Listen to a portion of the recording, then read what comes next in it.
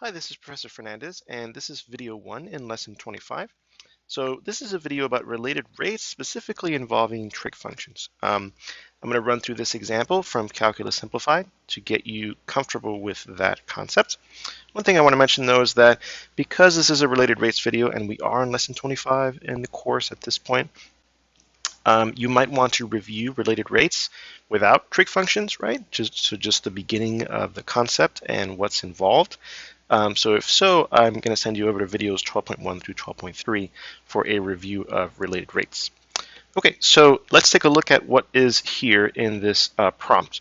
So I'm just going to zoom in here, and if you like, you can pause the video and read the whole prompt, but I'm going to assume that you've done that, or that you've been reading through Calculus Simplified and already came across this example, and I'm just going to focus the video on solving the example. So we've read through this, so there's a procedure in box 4.1 of the book where I suggest a few steps to follow, just as a guiding principle, not as a requirement, for how to set up a related rates problem.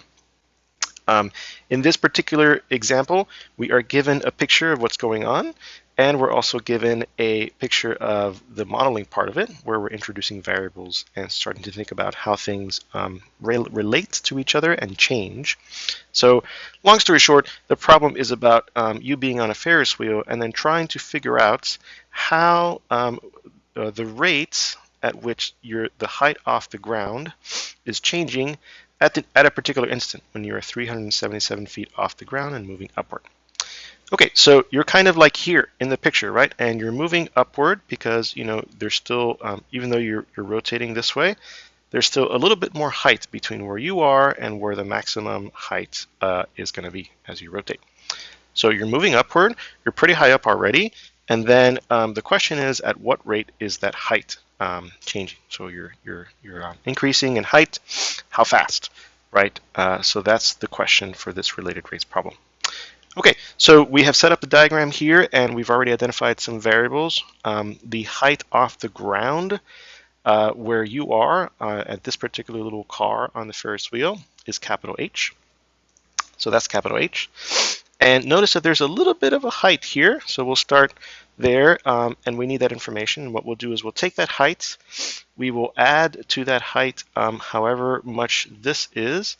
And then we're going to add this other little h, and that'll get us to the whole height h, capital H.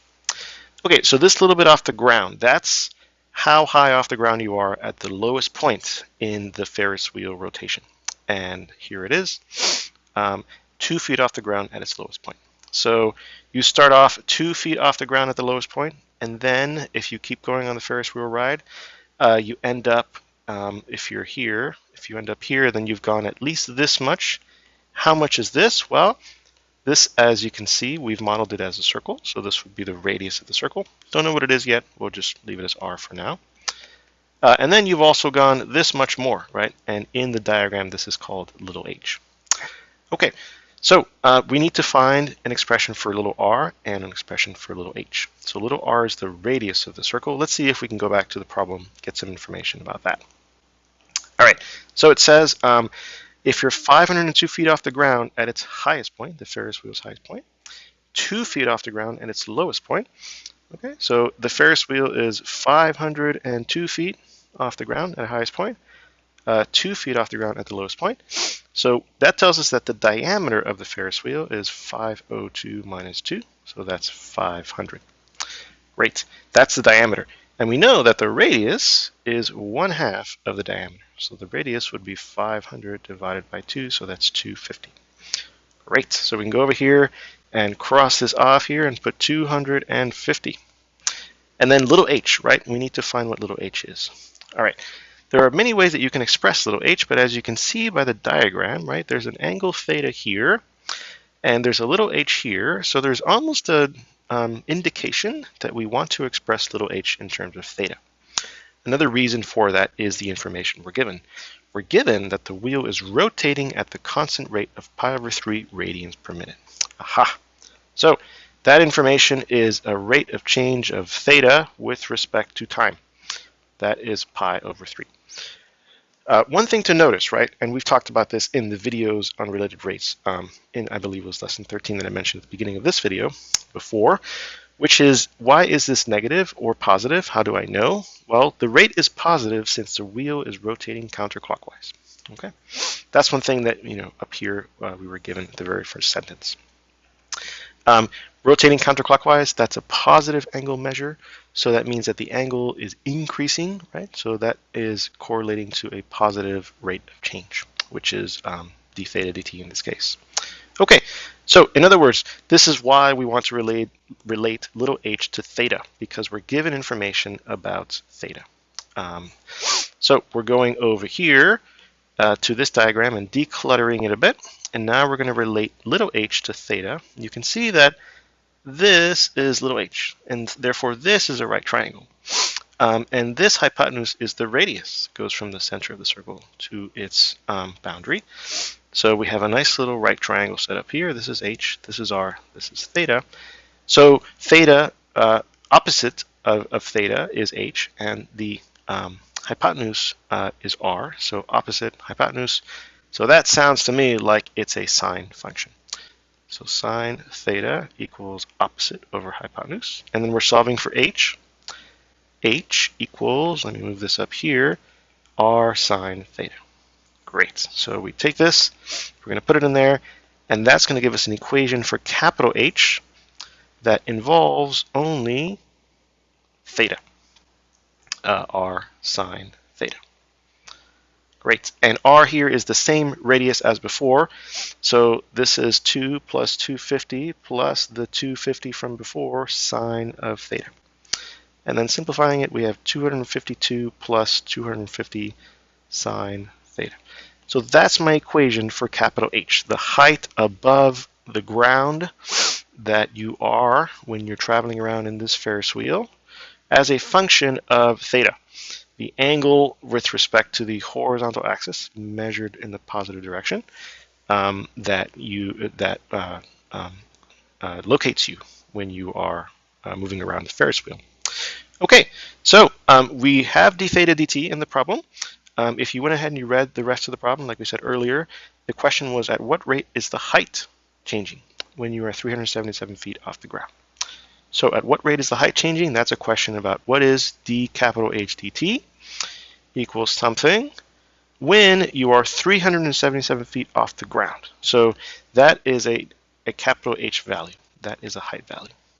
H equals 377 feet. So I know my d theta dt. I want to find my dh dt. I have a formula that connects those two, so I'm going to start differentiating. Like I mentioned earlier, I talked in the original related rates video. I believe, again, that was lesson 13. But see the beginning of this video for the precise reference about what to do next, right? What you do next is you say, I want dh dt. I have h in terms of theta. So by the Leibniz version of the chain rule, I can say that dh dt is dh d theta times d theta dt. And so therefore I can take this that I actually can calculate and figure it out by differentiating this equation in terms of theta. So I do that over here using all my derivative rules that we've learned earlier in videos in this series. The derivative of 252, it's a number, derivative is 0. And then this 250 is multiplying the function of theta, so it goes along for the ride as a multiplicative factor. And then we do derivative of sine theta, that is cosine theta. Oops, and I should have written here, I'm doing dh d theta. Okay, so I'm going to plot that in here, 250 cosine of theta, and then multiplied by d theta dt. This is the equation, and this is, the reason why this is a related rates problem.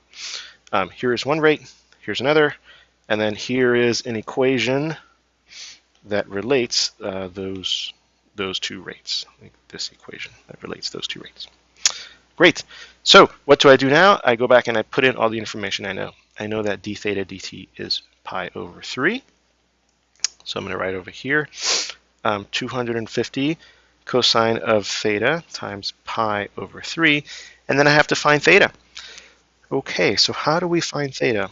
Well, we have an equation over here that relates a little h and r. So we also have an equation over here that relates capital H and theta. So there are a couple of equations to choose from. But the point is that we want, so the reason I'm talking through this is that we want to find an equation that relates what we're given, which is capital H equals 377 feet, to what we want to find, which is the theta value. Okay, so the easiest equation then to use is this one, because this relates to two things we either want to find, theta, or have information about, which is H. All right, so let's use that equation, declutter things around it for to make our lives a little easier. And then now we have H being 377 equals 252 plus 250 sine of theta. So I get sine of theta equals 377 minus 252 over 250. That ends up being 1/2. So I want to find the theta value that when I calculate sine theta, I get 1/2. There are two possibilities here. So if you remember your unit circle values, right? We can think about when sine theta is 1/2. And if you also think about the graph of sine theta, right, it goes like this, from 0 to 2 pi. So we're looking for a when, and this is 1. We're looking for a when sine theta is 1/2. And so there's that one, and then there's that one. So we're going to have two values. This first one is 30 degrees, and this second one is over, let me make it a little bit more precise over here. This is 120 degrees, right? So I put them in degrees, but we could talk about radians if we'd like to. But the point is that we need to think a little bit about which one of these is the theta value that we're going to select. And how would I know? Well, this goes back to another piece of information that we were given. Not only were we asked to find our d capital H dt at 377 feet off the ground, but also moving upward. Okay. So remembering that theta, right, is this angle, we've determined that theta is either 30 degrees or 120 degrees, right? Actually, in this picture, theta seems to be about 30 degrees. But if we go all the way to 120 degrees, then we'd go over to about over here. Right? This would be theta approximately 120 degrees. The thing is that if you're here, right, because the Ferris wheel is rotating this way, if you're here, then a moment afterward, you're going to be over here. So you're going to be going down. Your height will be decreasing. You'll be moving down. And this particular question asked us to find d capital H dt when you're moving upward. So that is the way to distinguish whether theta is 30 degrees or 120 degrees in this problem. The answer is 30 degrees. If you are here, like we talked about earlier in the video, because we're rotating counterclockwise, you will be here later. So you will be moving upward at this particular instant. Okay, so theta is 30 degrees. It doesn't really matter much that theta is 30 degrees in the sense of, like radians or degrees. I'm just going to write this in here, cosine of 30 degrees, even though, usually we talk about this in terms of radians. But again, does it matter either way? Because we, for the purposes of this problem, all that we need is the cosine of 30 degrees. Okay, so cosine of 30 degrees, right? So what is that? That is square root of 3 over 2. So that's one of the normal, one of the standard values in the unit circle for sine and cosine. So then we just calculate things here. So we get 250 times square root of 3 over 2 times pi over 3. Multiply everything out here. So we get 250 pi root 3 over 6. Of course, we could do some simplifications. We could cancel some things out. But to give you a decimal approximation, a sense of what, or how fast this is 227 feet per minute. Okay, so that is pretty fast. I must confess, when I wrote this problem up here, I believe I did not check to see if the numbers I've given you, for example, pi over 3 and 502 and all that stuff, are accurate in the real world, right? I don't really have a sense, at least right now, of how big a Ferris wheel is or how fast it rotates. But that being said, how could you possibly check your work? Well, I like to do something just that is a very quick check, is just checking the sign, SIGN, of the answer. In other words, does it make sense that we got a DHDT value that is positive? And the answer is yes, because if we go back to the diagram, right, at the instant that we wanted to find all this information about, which is basically the instant pictured here, you should be moving up. Your height should be increasing. So the fact that we got a positive derivative value, a positive rate of change, that tells us that at least we did things in the right direction, right? If we had gotten a negative 227, that would be an indication that something went wrong somewhere, because a negative rate of change implies that the change is negative, right? That things are decreasing, getting smaller, and that's not what we get from this picture.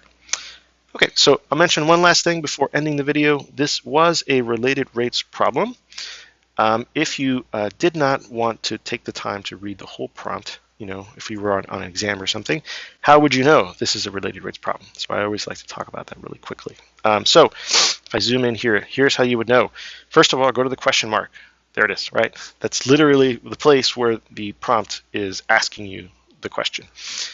And then go back and read backwards until you find the substance of the question. And the substance is at what rate?